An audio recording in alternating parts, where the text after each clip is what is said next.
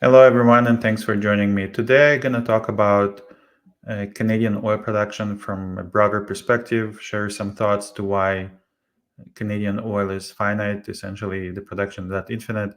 There's a lot of discussion these days about taking market share and all that kind of stuff. So, I want to maybe set the record straight from being supported essentially by Alberta Energy Regulator data that I will share the link in the description notes so people can see what's going on. So, long story short, essentially, Alberta has proven oil sands reserve of about 168 billion barrels. So we're only third to Venezuela and Saudi Arabia when it comes to proven global crude oil reserves. And the technology we use basically two main technologies. You can see in the picture blue, basically under the curve, you can see the blue color is the surface mining sector activities, and you can see the kind of historical and forecasted production.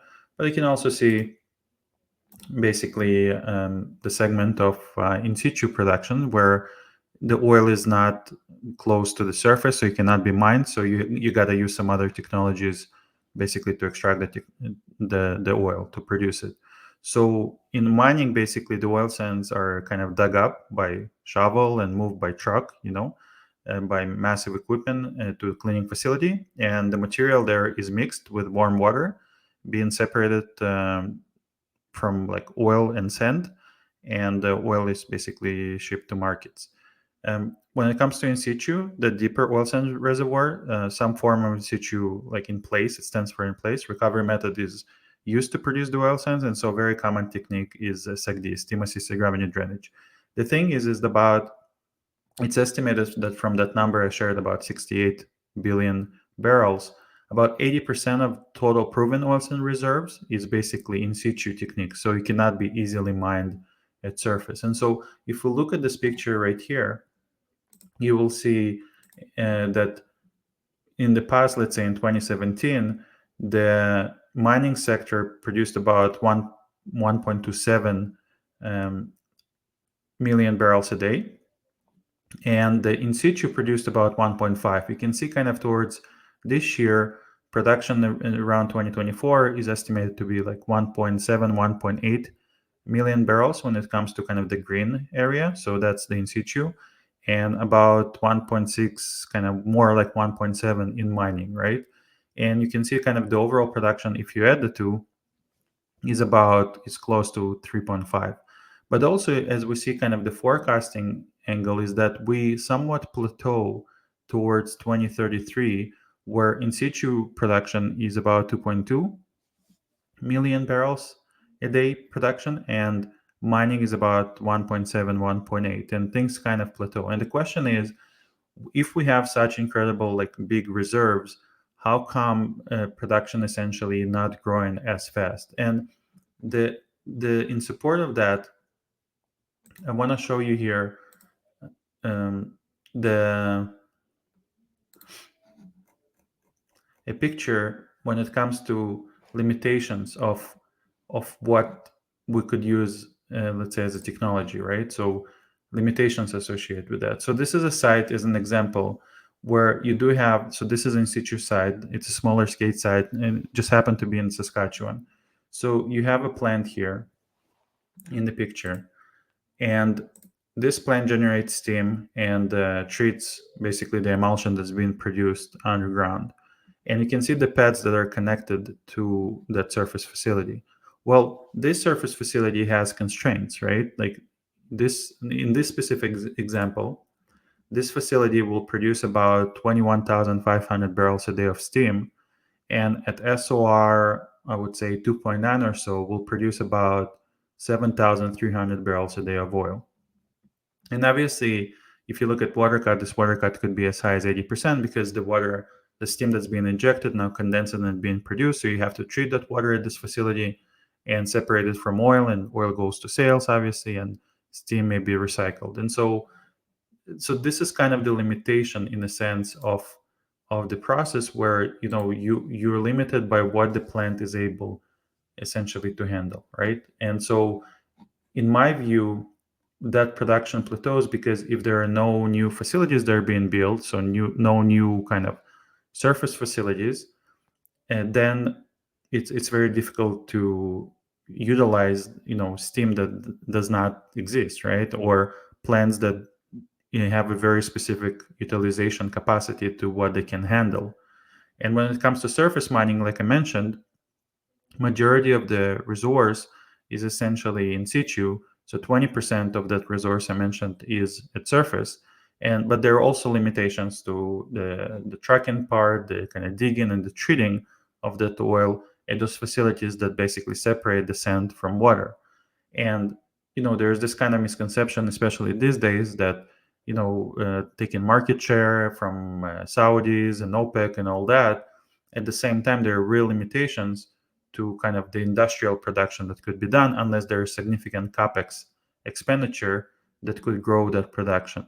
But for that, it requires a little bit of mental gymnastics because the sector is, many companies committed to uh, buying back shares and paying down debt and issuing dividends to compete with other sectors for investment. And so that kind of creates a challenge in a sense where uh, you need much bigger investment for those surface facilities. So hopefully it's kind of clear when it comes to limitations. On the level, if we take more of an example of what practically happens, let's say on those pads, on the wells, here I have a picture of well pairs, so injector producer. So let's maybe draw some examples here. And if you're a student from SAIT, I really want you kind of to understand this better. Ask me any questions if you're not sure about something, and we can kind of go over it. So this is well pair 1, so injector producer, and well pair 2 and well pair 3. And let's assume well pair 3 is going to be located maybe here and will be produced in the future. And the first well pairs will be produced initially. And so that steam injection, we inject from injector and we produce from producer. That steam chamber is going to grow over time and develop, right? As we deplete basically the oil in the chamber, obviously, there's a big lateral component to it. So the chamber is growing laterally.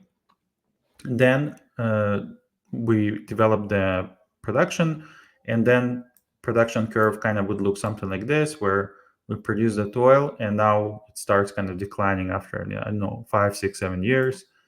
And what reasonable to do here is basically drill that injector producer here and take that steam that utilized here, maybe inject non-condensable gas to maintain the bottom hole pressure in the chambers here, and reallocate that steam right here. So then further reservoirs could be developed. And so that's kind of the sequence of events of how companies will maintain oil production for a long time, with really high reserves.